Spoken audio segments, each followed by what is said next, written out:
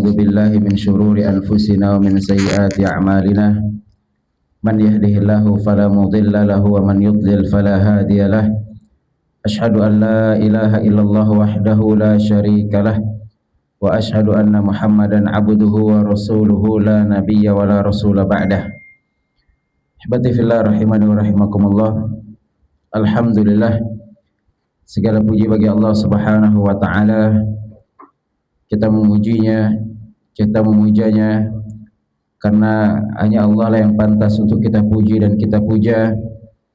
Karena hanya Allah lah yang berikan taufik, kesehatan, kesempatan kepada kita sehingga kita bisa melaksanakan ubudiyah kepada Allah Azza wa Jal, melaksanakan fardu maghrib secara berjamaah, dan kita duduk mendengarkan firman Allah Subhanahu wa taala dan sabda Nabi sallallahu alaihi wasallam seraya menanti salat Isya.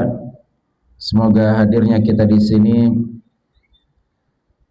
diberkahi oleh Allah Subhanahu wa taala, dicatat termasuk hambanya yang senantiasa berzikir kepada Allah dan terbebas daripada ancaman bahwasanya dunia ini mal'unatun. Kata Nabi sallallahu alaihi wasallam, ad-dunya mal'unatun.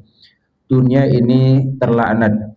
Wa mal'unun ma fiha, dan terlaknat pula semua kegiatan yang ada di dunia ini, kecuali illa dzikrullah, kecuali orang yang berzikir kepada Allah dan sejenisnya, berzikir, berselawat, baca Quran, salat, au alimun au muta'allim, atau seorang guru yang mengajarkan ilmu agama, atau seorang penuntut ilmu yang belajar ilmu agama. Maka tiga hal ini yang tidak boleh hilang dalam kehidupan kita: berzikir kepada Allah dengan segala bentuk jenisnya, dan yang kedua kita mengajarkan ilmu agama dan belajar ilmu agama.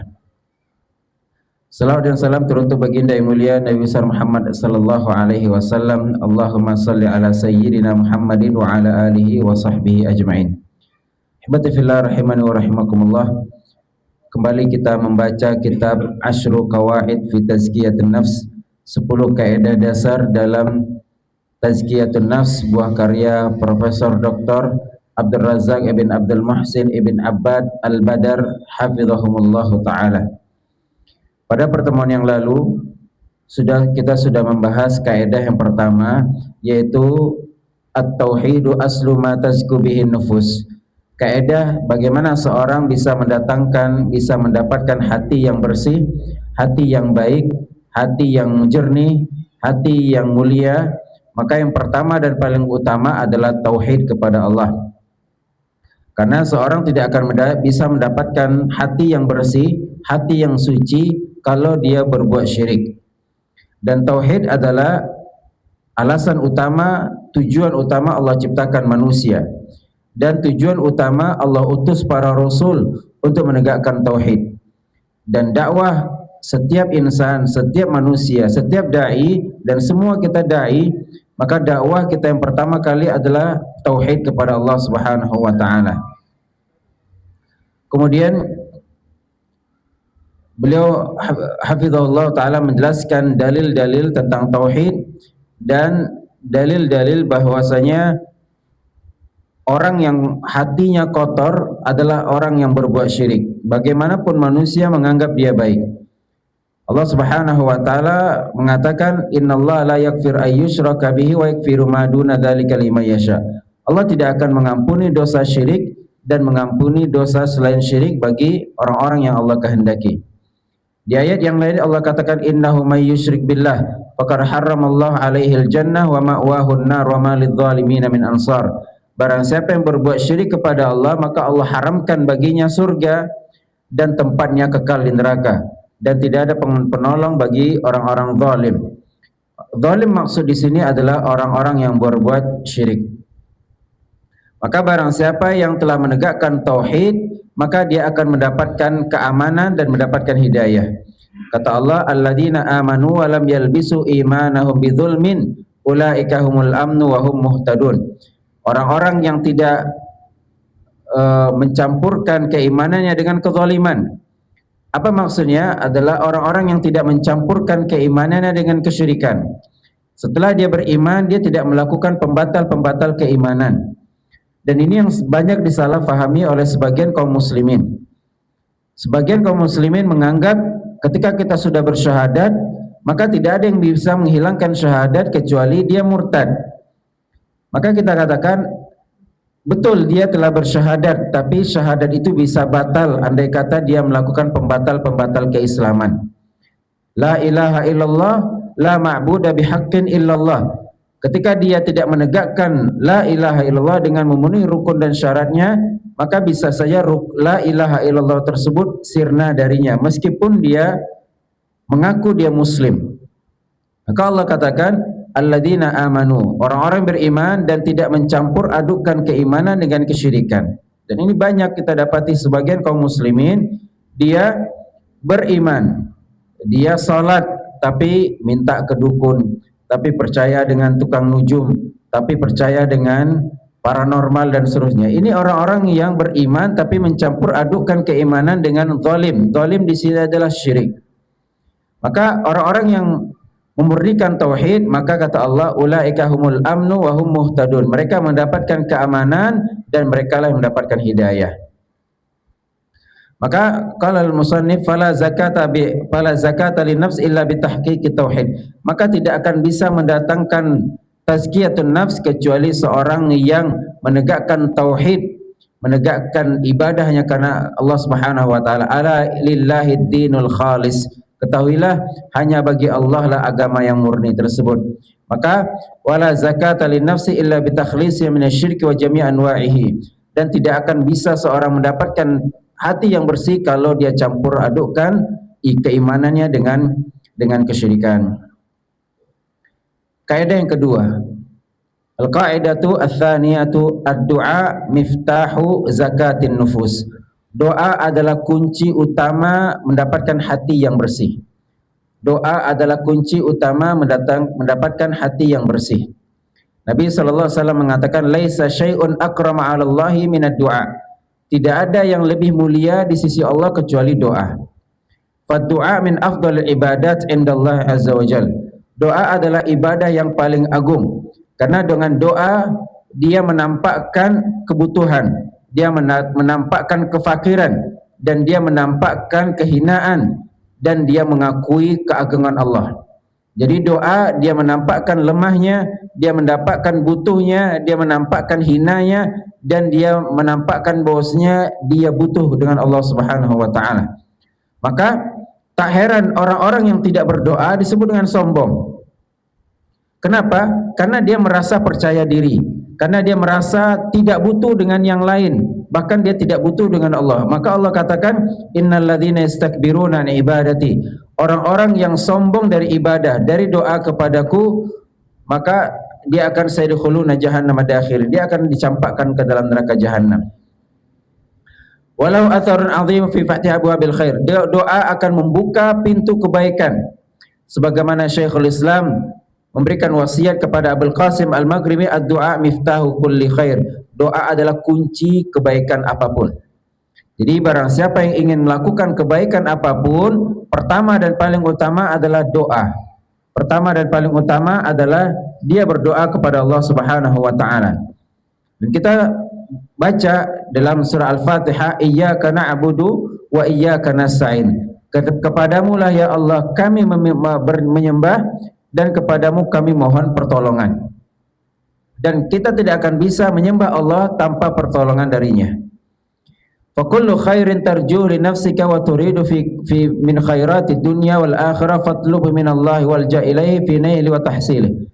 Semua kebaikan yang kau inginkan untuk dirimu, baik kebaikan di dunia ataupun di akhirat, maka solusinya adalah minta kepada Allah Subhanahu wa taala dalam meraihnya. Dan Allah Subhanahu wa taala telah berjanji, barang siapa yang berdoa pasti akan dikabulkan. Allah katakan wa qala rabbukum ud'uni astajib lakum. Dan Tuhanmu telah berfirman, mintalah kepadaku pasti aku akan kabulkan. Berbeda dengan makhluk. Mungkin sekali dua kali orang meminta kita akan berikan. Ya, tapi kalau sudah 3 kali, apalagi sampai seterusnya, maka akan ada rasa bosan, akan ada rasa jenuh, akan ada rasa tidak suka. Kebalikan dengan Allah. Justru Allah murka dan marah ketika hamba tersebut tidak lagi berdoa. Ya. Allah Subhanahu wa taala bangga dan bahagia, senang ketika ada hambanya yang berdoa. Umar bin Khattab mengatakan, "Inilah ahmilul hammal ijabah." Aku tidak terlalu berambisi untuk dikabulkan doa. Walakin hammad du'a fa idza ulhimtu du'a fa innal ijabata ma'ah. Akan tapi yang aku pentingkan adalah aku berdoa. Setiap aku berdoa pasti dikabulkan. Subhanallah. Ini janji Allah.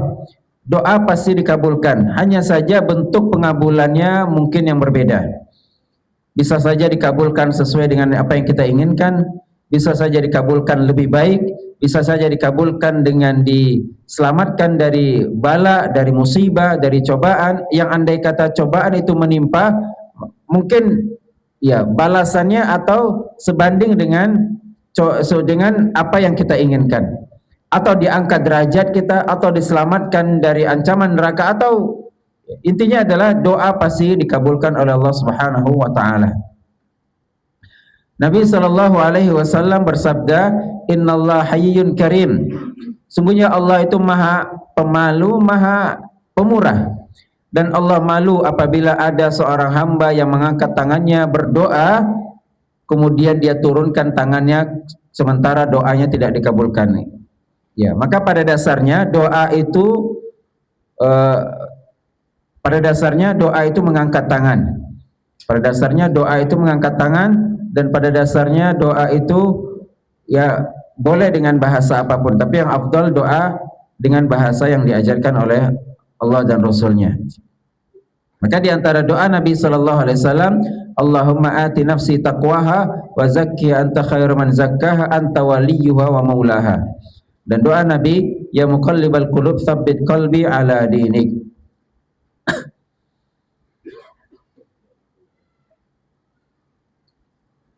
Kemudian yang berikutnya, kaidah yang ketiga, al-qaidatu ats-tsalitsatu, bagi yang punya buku halaman 31, al-qaidatu ats-tsalitsa, al-Qur'anu al-karimu manba'u tazkiyati wa ma'inuha. Al-Quranul Karim adalah sumber utama dalam tazkiyatun nafs. Pertama tauhid, kedua doa, yang ketiga Al-Quranul Karim. Allah Subhanahu wa taala berfirman, laqad manallahu 'alal mu'minin. Sungguh Allah telah berikan karunia kepada orang-orang beriman. Idz ba'atsa fihim rasulan min anfusihim. Apa itu? Allah utus seorang rasul dari kaum mereka sendiri. Yatlu alaihim ayati, yang mana nabi tersebut, rasul tersebut membacakan kepada mereka ayat-ayat Allah, wa yuzakkihim, dan menyucikan mereka dengan ayat-ayat tersebut, wa yu'allimuhumul kitab wal hikmah, dan mengajarkan kepada mereka Alkitab dan hikmah. Fa'adhamma tazku bihin nafsul Qur'an Karim, maka perkara pokok adalah Al-Qur'anul Karim. Wa kitabut tazkiyah, dan Al-Qur'anul Karim adalah kitab utama kita mendapatkan hati yang bersih. Subhanallah. Banyak kaum muslimin membaca kitab-kitab motivasi dan itu laris. Kita lihat di Gramedia, di toko-toko buku motivasi, buku tentang ini, tentang itu. Ya, sampai saya berpikir ini orang yang baca ini orang yang putus asa seperti ya. Sehingga dia butuh motivasi. Orang yang subhanallah, ya tidak ada masalah, itu betul. Ya.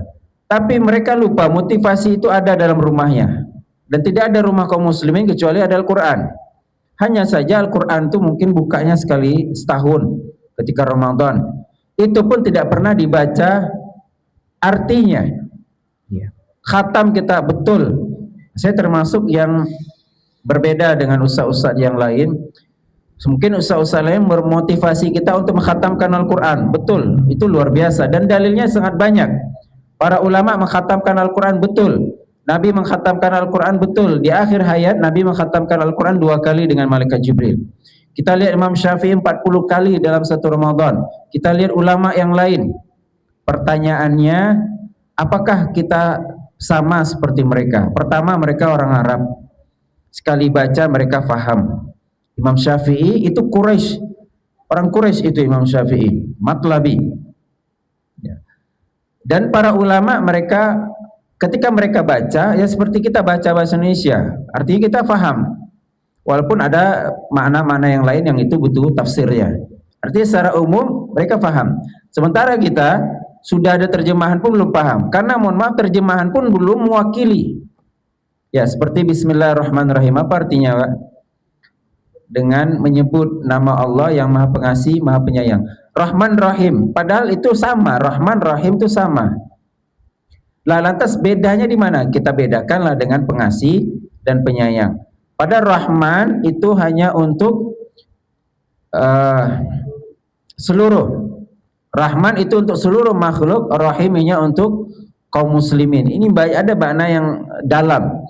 La haula wala quwwata illa billah, tidak ada daya upaya, itu terjemahan. Padahal di antara makna la haul itu perubahan. Tidak ada yang bisa merubah satu kondisi kepada kondisi yang lain kecuali Allah. Ya.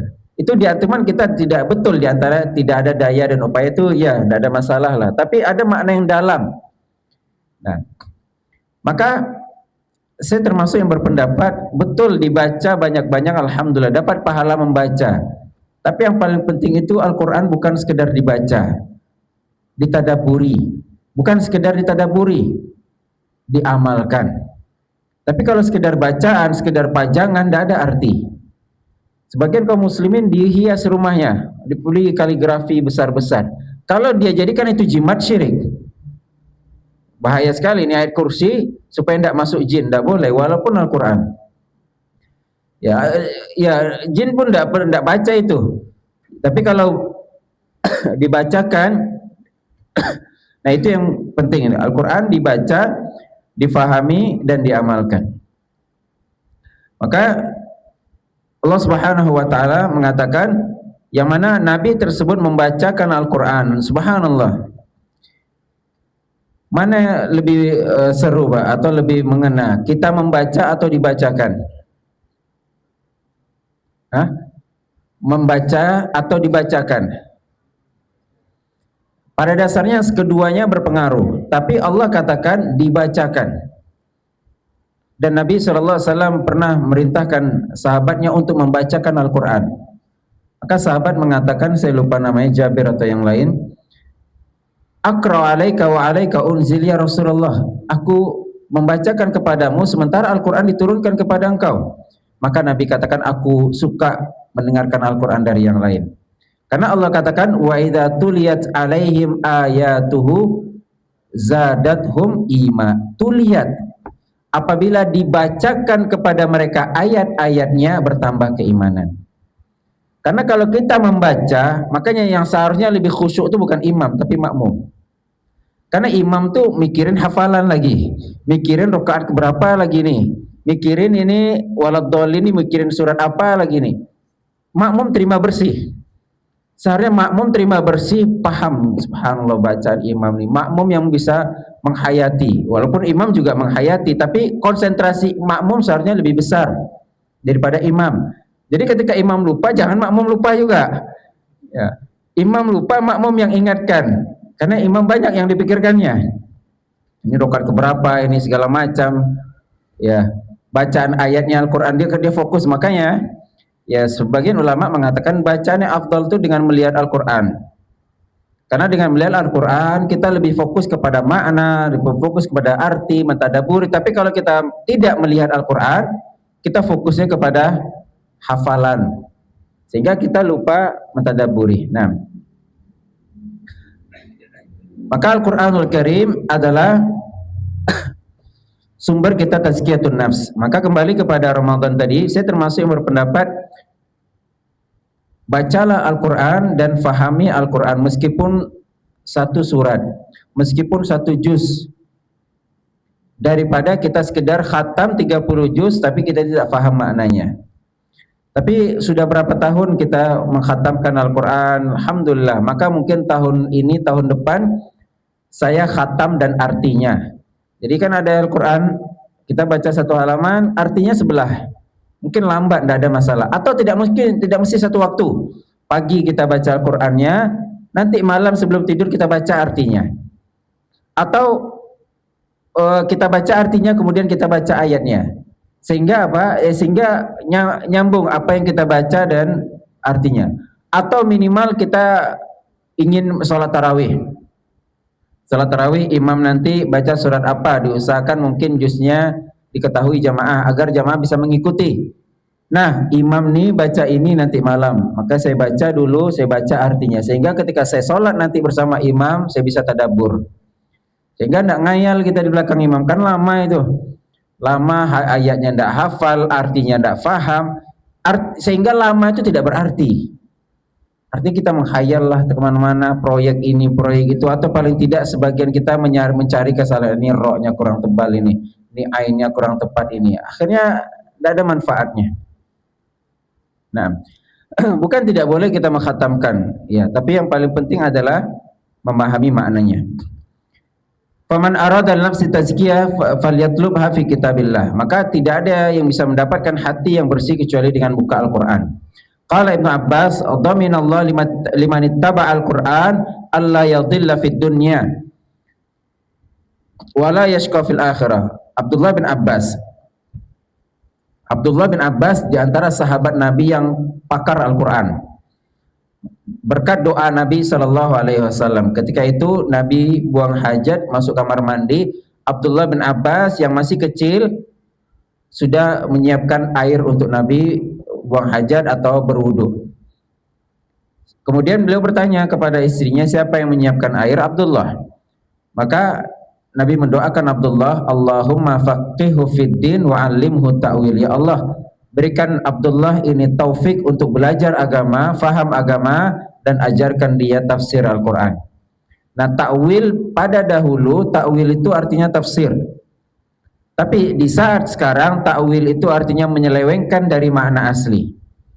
Yang dulunya ta'wil itu sama dengan tafsir, sekarang ta'wil itu artinya memalingkan dari makna asli.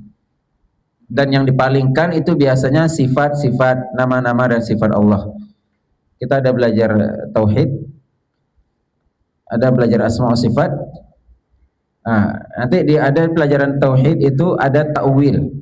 Mereka memalingkan Ar-Rahmanu 'alal 'arsy istawa, dipalingkan menjadi Ar-Rahmanu 'alal 'arsy istaula. Dipalingkan dari mana istiwa kepada istaula. Nah, maka jadilah Abdullah bin Abbas turjumanul Quran. Di antara gelarnya adalah penerjemah Al-Quran, turjumanu Al-Quran. Maka Abdullah bin Abbas mengatakan Allah menjamin orang-orang yang mengambil Al-Quran, membaca Al-Quran, mentadaburi Al-Quran, mengamalkan Quran, dia tidak akan sesat di dunia, tidak akan sengsara di akhirat. Tidak sesat di dunia, tidak sengsara di akhirat. Apa kata Allah? Famanittaba'a hudaya fala yadhillu wa la yashqa. Barang siapa yang mengikuti petunjukku, kata Allah, maka dia tidak akan sesat dan tidak akan sengsara. Sesat di sini di dunia, sengsara artinya di akhirat. Allah berfirman, ya ayyuhan nas qad ja'atkum mau'izatun mir rabbikum wa shifaa'un lima fis sudur wa hudan wa rahmatul lil mu'minin.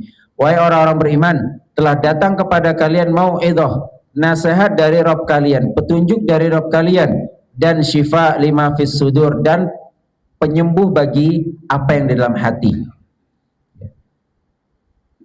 Barang siapa yang memiliki penyakit hati, maka obatnya Al-Quran. Dan sekarang kita sedang membahas tazkiyatun nafs, bagaimana menyucikan hati, maka obatnya adalah Al-Quranul Karim. Dan syifa'un lima fis sudur, penyakit yang ada dalam hati, wahudan, dan petunjuk, warahmatul lil mu'minin, dan rahmat bagi kaum mukminin. Al-Imam Ibnu Qayyim rahimallahu ta'ala mengatakan, Al-Quran huwa syifa'ut tam fi jami'il fil adawa al-qalbiyah wal badaniyah wa adwa'ud dunya wal akhirah. Al-Quran adalah obat yang sangat sempurna dan manjur bagi seluruh penyakit hati dan penyakit badan, dan penyakit dunia dan penyakit akhirat. Makanya beliau termasuk yang mengatakan Al-Quran, Nabi sallallahu alaihi wasallam mengadu kepada Allah, wa qala ar-rasul ya rabbi inna qaumi ittakhadhu hadzal qur'ana mahjura. Nabi mengadu kepada Allah, ya Allah, kaumku telah menjadikan Al-Quran ini sesuatu yang ditinggalkan. Artinya kaumku sudah pelan-pelan meninggalkan Al-Quran. Apa maksud meninggalkan Al-Quran? Tidak baca Quran. Apa maksud meninggalkan Al-Quran? Tidak memahaminya, tidak menghafalnya, tidak memurojaahnya. Padahal dulu dia pernah hafal. Subhanallah, saya sering sampaikan kepada santri, alhamdulillah menghafal Al-Quran itu berat, tapi lebih berat menjaga hafalan Quran. Ya, anggap berapa tahun kita santri, 6 tahun, 7 tahun, tapi menjaganya sampai mati. Andai kata kita 24 tahun hafal Quran, di usia 24, maka sampai 60, 70 tahun kita wajib menjaga hafalan Quran tersebut. Ketika kita tidak lagi murojaah, masuk dalam kategori kita meninggalkan Al-Quranul Karim. Maka hafidhul Quran bukan sekedar hafal tinggal, tapi hafidhul Quran yang senantiasa baca Quran setiap hari, mentadabburi Quran setiap hari, mengamalkan Quran setiap hari meskipun dia tidak hafal. Ya.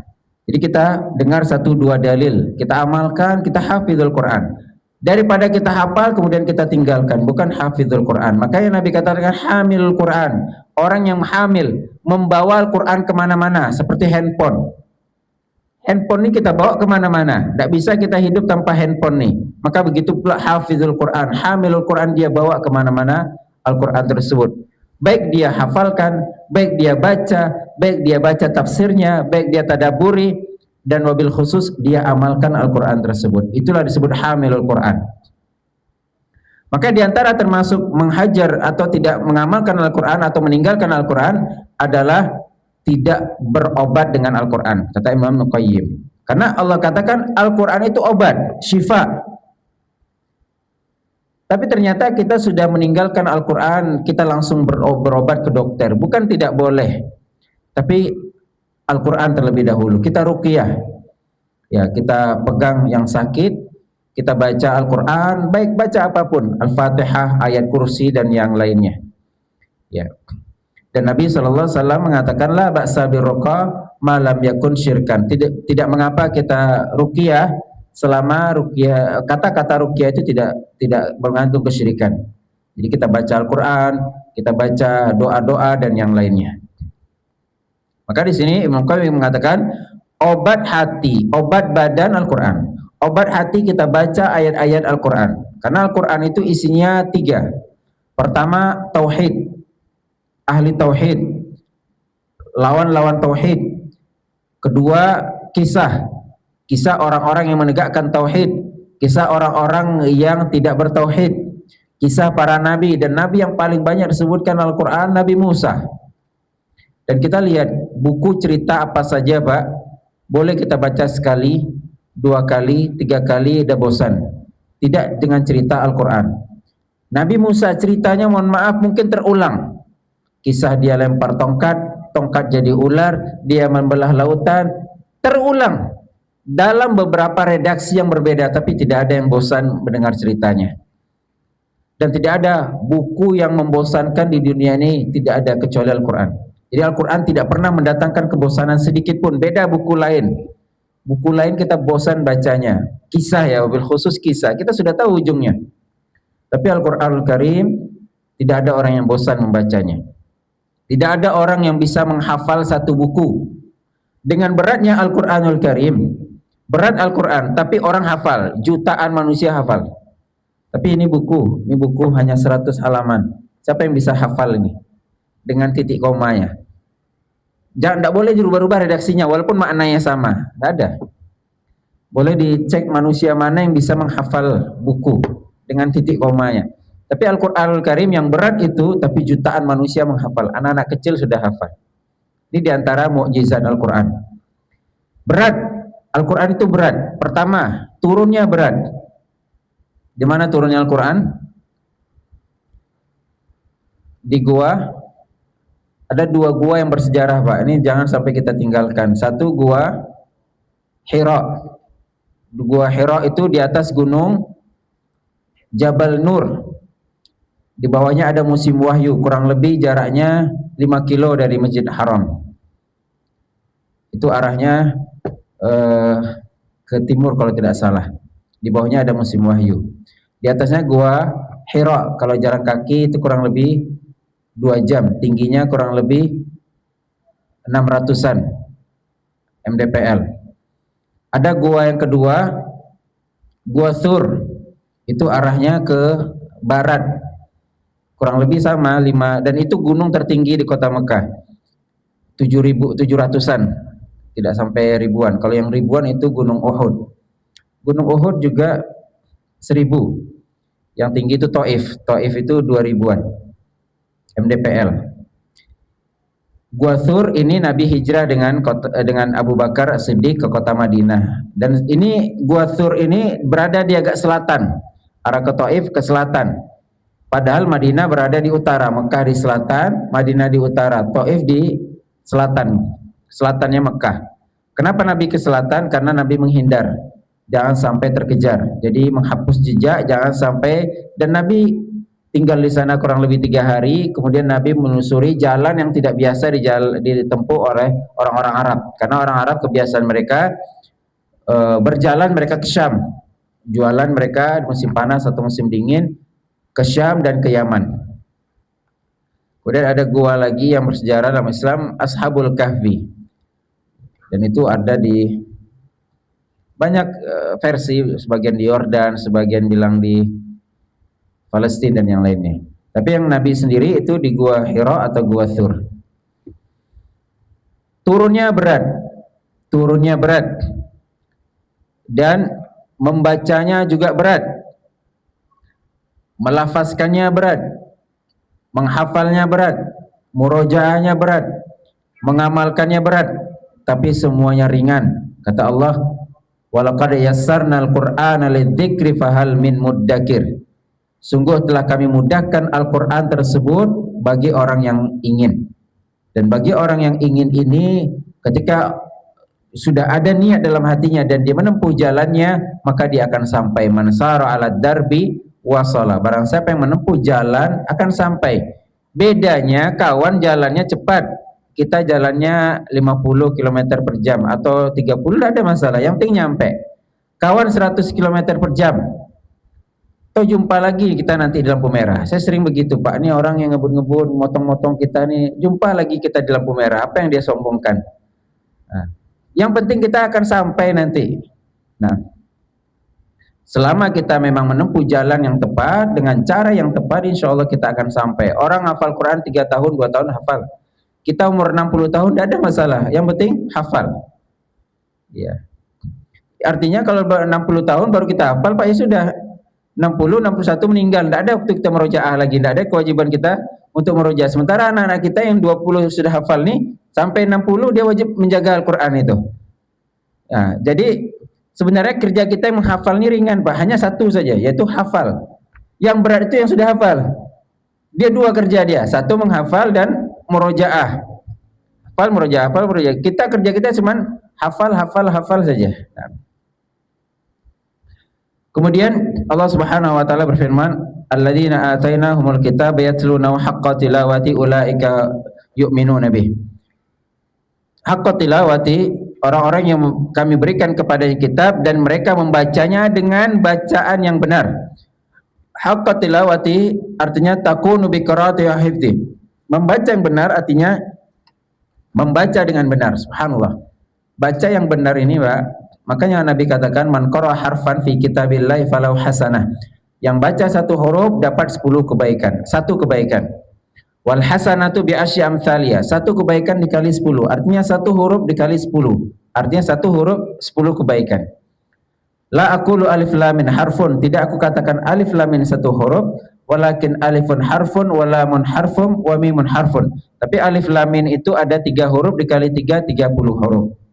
Nah, para ulama menjelaskan kenapa bisa satu ke huruf itu 10 kalau tepat. Jadi kalau tidak tepat, kurang ainnya misalnya, maka bisa saja tidak dapat 10. Atau bahkan bisa saja dia berdosa kalau sengaja. Iyyaka na'budu wa iyyaka nasta'in. Kalau dia sengaja, ini bisa keluar dari Islam. Karena iyyaka dengan tasydid, iyyaka artinya cahaya matahari.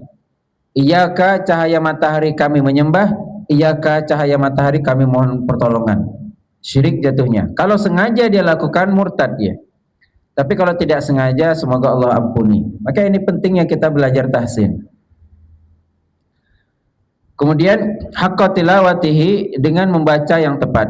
Wa fahmu wa tadabbur, kemudian memahami yang benar dan tadabbur yang benar dan mengamalkan. Kama fassara bidzalika sahaba wat tabi'un. Qala Ibnu Mas'ud, kana rajul minna idza ta'allama asyra ayatin lam yujawizhunna hatta ya'rif ma'aniha wal amal bihin. Abdullah bin Mas'ud mengatakan, kami apabila belajar 10 ayat, kami tidak akan lanjut ke ayat yang ke-11 sampai kami paham maknanya dan kami amalkan. Umar bin Khattab dan yang lainnya hafal Al-Baqarah itu bertahun-tahun, sampai 2 tahun lebih. Bukan hafalannya lemah, tapi setiap 10 ayat pahami dulu, amalkan. Pahami dulu, amalkan. Karena mereka tidak terlalu mengejar hafalan. Maka yang hafal itu kebanyakan anak-anak. Tapi yang tua-tua ini yang mungkin sudah tidak sempat menghafal, maka kita pindah jalur, yaitu langsung mengamalkan. Saya tidak terlalu hafal ayatnya, tapi saya pernah dengar Ustadz ceramah begini makna ayatnya, saya langsung amalkan saja. Walaupun saya tidak terlalu hafal ayatnya. Daripada kita hafal bolak-balik tapi tidak diamalkan. Dan wa qiraatul Qur'an duna fahma ma'ani al-amal bi ja'a fihi la tu'addu tilawatan haqqa tilawatan bihaqqin. Jadi yang membaca dan menghafal tidak memahami dan tidak mengamalkan, maka dia tidak membaca Al-Qur'an dengan bacaan yang benar. Walidzalika yaqul Fudail bin Iyad mengatakan, innama nazal Qur'an liyu'mal bih. Al-Quran diturunkan untuk diamalkan. Fattakhadhan nasu qira'atan wa amalan. Maka manusia mengambil bacaan sebagai amalan. Jadi bacaan itu berbeda, amalan itu berbeda. Sudah azan? Nah, wa idza akramallahu 'abdahu bitilawatil Qur'an wa tadabburi, apabila Allah muliakan seorang hamba untuk membaca Al-Qur'an, mengamalkan Qur'an, mengetadabbur Al-Qur'an, maka dia akan mendapatkan hati yang bersih. Jadi para ulama menjelaskan untuk mengetahui keikhlasan hati kita bersih atau tidak, lihat hubungan kita dengan Al-Quran. Apakah ada hari ini kita baca Quran? Barang siapa yang menjaga bacaan Al-Quran, maka hatinya akan bersih dan urusannya akan dipermudah. Para ulama ketika ditanya bagaimana memanage waktu, jawaban sederhana, baca Quran. Kita punya guru Ustaz Profesor Dr. Ali Misri, beliau setiap hari membaca Al-Quran paling tidak 1 juz setiap hari seba'da subuh. Maka kita lihat, kami pun berpikir bagaimana bisa beliau ngurus banyak perkara akademis, yang kajian, yang sana sini, bisa alhamdulillah dengan taufik dari Allah selesai. Beliau sampaikan rumusnya, jangan awali hari tanpa baca Al-Quran. Ketika kita buka Al-Quran, 1 halaman, 2 halaman, setengah juz, 1 juz, setelah itu urusan kita Allah yang selesaikan. Nah, barakallahu fikum, kita dengarkan adzan.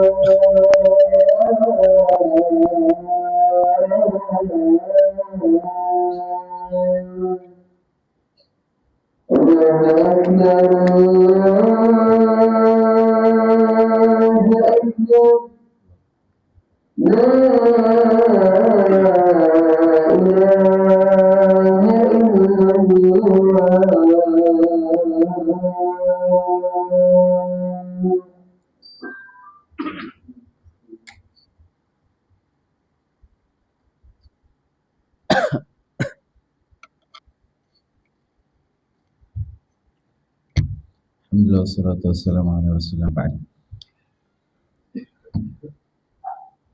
Wa idza akramallahu 'abdahu bi tilawatil Qur'an wa tadabburihi wa mujahadatin nafs 'ala al-'amal bihi nala min at-tazkiyati awfar nasib.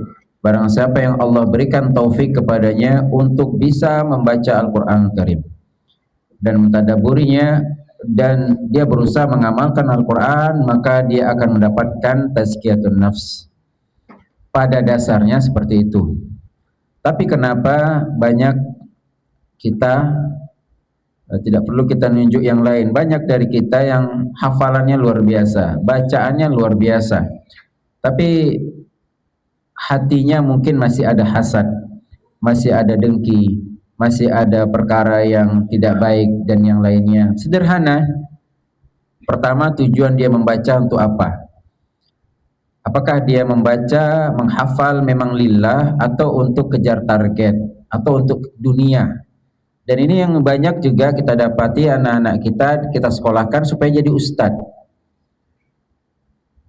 Untuk apa jadi ustadz? Tidak ada duitnya ustadz itu. Jadi ustadz dia supaya dapat apa jadi ustadz?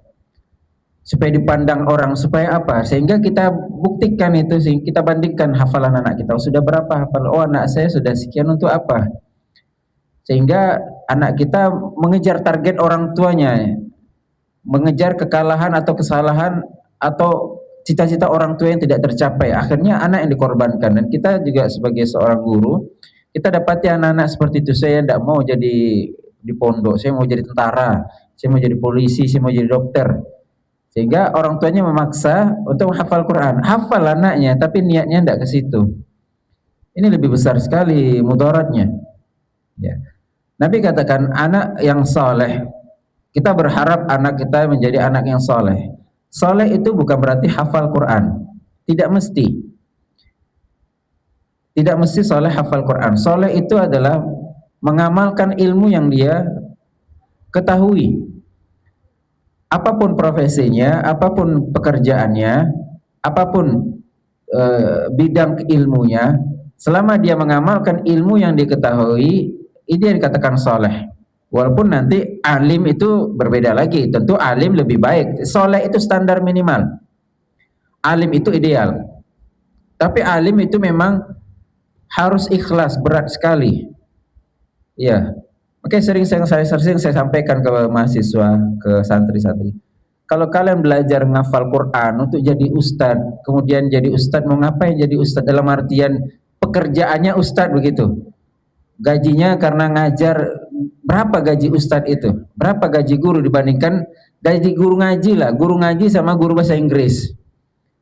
Berapa jarak beda? Guru matematika, kita lihat kursus-kursus matematika, bahasa Inggris, bahasa asing itu rame. Kursus-kursus ngaji tidak ada, mungkin privat ngaji. MDA lah yang ada, itu bayarnya berapa puluh ribu cuman. Kebanyakan bayarnya ikhlas, artinya dunia tidak ada di situ. Ya, jabatan-jabatan apa? Makanya jangan sampai agama ini kita cari dunia. Dunia tidak ada di situ. Tidak ada solusi kecuali akhirat. Ketika ada akhirat, maka dunia akan ikut. Tapi tidak boleh kita jadikan itu tujuan. Bukan berarti tidak boleh guru mengambil gaji, ustadz mengambil gaji, bukan tidak boleh. Tapi jangan jadikan tujuan. Ya. Dan kita tidak pernah menggaji ustadz. Artinya tidak pernah membeli ilmu ustadz. Tidak terbeli bagi kita ilmunya. Berapa tahun dia di pondok pesantren? Berapa lama dia belajar?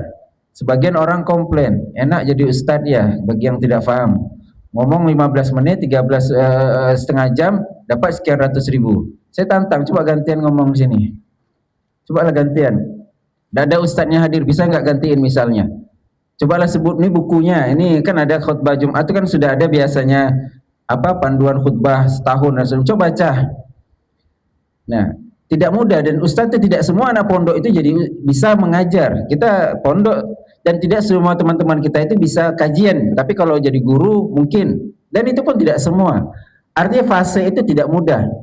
Kalau fase-fase yang tidak mudah ini ternyata kita cari dunia, tidak ada dunia di situ. Maka dan kita lihat ancaman terbesar juga bagi para ustadz. Kata Nabi SAW, awwalu man tusa'aru bihin nar. Yang pertama kali dicampakkan ke dalam api neraka bukan pemakan riba, bukan pezina, bukan pencuri, bukan koruptor, tapi qari'ul Quran. Orang yang baca Quran, orang yang alim. Tapi subhanallah, dia baca Quran, dia hafal Quran, tapi tujuannya apa? Supaya dipuji orang. Sementara kita baca Quran, kita menganggap suara kita bagus, belum tentu dipuji lagi. Lihat ya, ruginya Pak ya. Kita berharap suara kita ada paling hebat Pak ya. Kita rekam suara kita mendayu-dayu, tapi jemaah belum tentu suka dengan suara kita. Dunia saja belum dapat. Nah, sementara orang ini kata Nabi, faqad kill, dunia sudah dia dapatkan. Dia cari apa? Popularitas dia dapatkan. Tapi tidak ada manfaat sedikit pun di akhirat, bahkan dia yang pertama kali dicampakkan ke dalam api neraka. Na'udzubillah. Oke, saya sering sampaikan nasihat untuk kami pribadi dan untuk kita semua, lebih khusus kepada para tulab, para mahasiswa, saya sering sampaikan itu. Apalagi kami dosen IMSA, kami sampaikan kita ini IMSA dalam negeri. Beda dengan Madinah, beda dengan Libya, Mesir dan segala macam. Dari segi itu sudah kita sudah jauh di bawah. Kalau ke dunia bicara dunia kerja, gaji kita itu sudah jauh. Ilmu kita juga berbeda. Yang guru kalian kami, sementara mereka masyayikh. Jadi artinya jangan sampai ada dunia sedikit di dalam hati kita dalam ketika kita belajar. Tidak ada dunia yang kita dapatkan di situ. Tapi kalau kita belajar untuk mengangkat kejahilan, belajar dimanapun. Karena Al-Quran yang mereka pelajari di sana sama juga Al-Quran kita. Hadis yang mereka pelajari juga sama.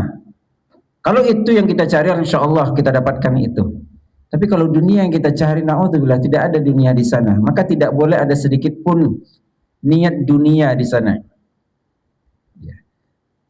Maka saya sering katakan juga kepada jemaah, kita tidak pernah membeli ilmu ustadz karena tidak akan terbeli. Tapi yang kita ini kan adalah waktunya.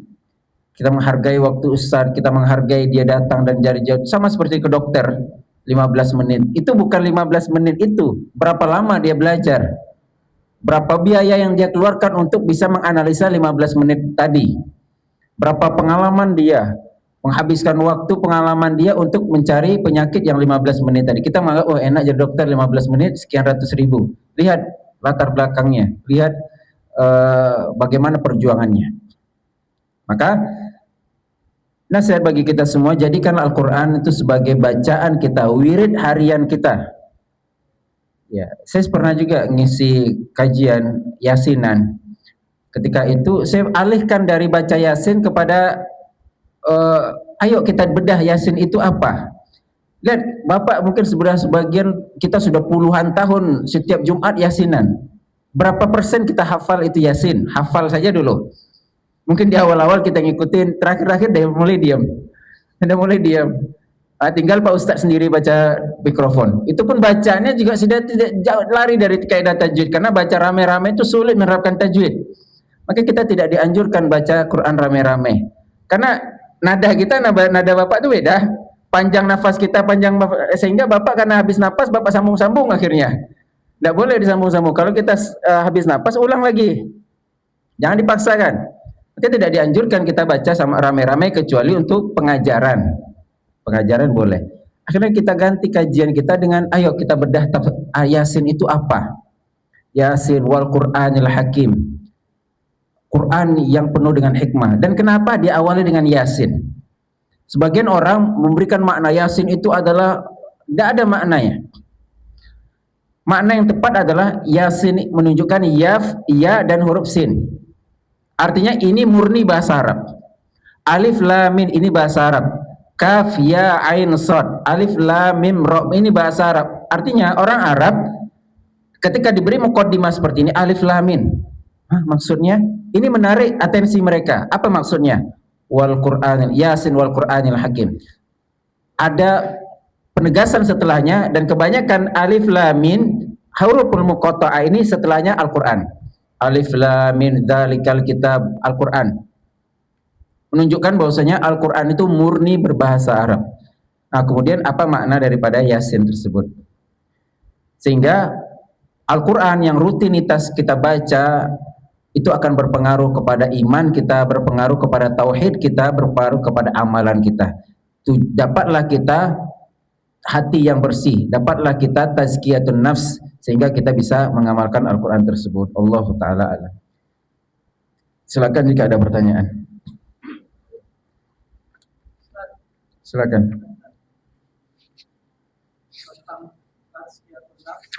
Itu gimana caranya atau kita melihat ada nggak tanda-tanda orang berhasil dalam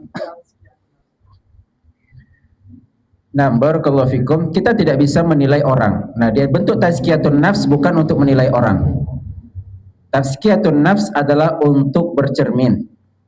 Bisa saja mungkin kita melihat ibadah orang itu dia sudah ngaji tapi nah, kalau ada perasaan seperti itu, hati kita bermasalah. Kita merasa lebih baik, kita merasa dia sudah ngaji kok ibadahnya tidak sholat sunnah, tidak. Sholat sunnah apa hukumnya? Sunnah. Ketika kita komplain orang tidak sholat sunnah, bermasalah kita. Kita menganggap saya sholat sunnah nih, saya tazkiyatun nafs. Bermasalah itu. Jadi tazkiyatun nafs adalah untuk kita bercermin, untuk kita berkendara, jangan sampai kita menilai orang lain. Jadi diantara murni tazkiyatun nafs itu adalah hasilnya adalah kita tidak pernah melihat lebih baik daripada orang lain. Kita selalu merasa hina, kita selalu merasa ini bapak ini udah putih jenggotnya berarti sudah lama gaji bapak ini. Ibadah bapak ini tentu luar biasa, ngaji bapak ini tentu lebih jauh dari saya. Itu tazkiyatun nafs. Kita tengok anak yang masih kecil. Jangan menganggap saya senior nih, saya senior nih. Enggak. Tapi kita merasa ini anak ini baru ngaji, masya Allah masih bersih, baru hijrah, dosanya sedikit, perlu dibimbing banyak. Ya. Ini ada yang awam, masya Allah, saya juga sama dulu seperti banyak yang saya tidak tahu. Sekarang dia sudah mulai ngaji, alhamdulillah. Jadi orang yang berhasil tazkiyatun nafs adalah orang yang tidak pernah menilai dirinya lebih baik dari yang lain. Siapapun itu. Ada seorang sahabat Nabi yang dikatakan fulan surga, fulan surga. Sehingga yang lain kok bisa gitu. Padahal dia tidak senior-senior betul sama seperti yang lain. Sehingga yang lainnya kepo. Telusuri, datang ke rumahnya. Akhi, afwan akhi, ana ada masalah dengan orang tua, boleh nginap di sini? Oh, silakan. Nginaplah dia di rumah selama 3 hari, dilihat tidak ada puasa sunnah, tidak ada ibadah sunnah, tidak ada yang istimewa. Terakhir dia pamit, baru dia sampaikan, saya tidak ada masalah. Tapi saya dengar Nabi bersabda bahwasanya engkau di surga. Saya mau lihat ibadahmu kayaknya tidak ada yang istimewa. Apa rahasianya? Kata beliau, ya itulah, tidak ada yang rahasia, tidak ada yang lain. Setelah dia mau pergi, tapi ada satu rahasia penting. Apa itu? Saya tidak pernah iri dengan orang. Saya tidak pernah hasad dengan orang. Saya tidak pernah dengki, saya tidak pernah marah, saya tidak pernah merasa lebih baik dari yang lain. Oh, kalau itu memang sulit itu. Kalau itu amalanmu wajar engkau dijamin surga oleh Nabi SAW. Itu yang akan kita kejar dari pembahasan kita ini. InsyaAllah. Cukup sekian yang bisa disampaikan, lebih dan kurang mohon maaf. Subhanakallah bihamdik, asyhadu an la ilaha illa anta, astaghfiruka wa atubu ilaik. Assalamualaikum warahmatullahi wabarakatuh.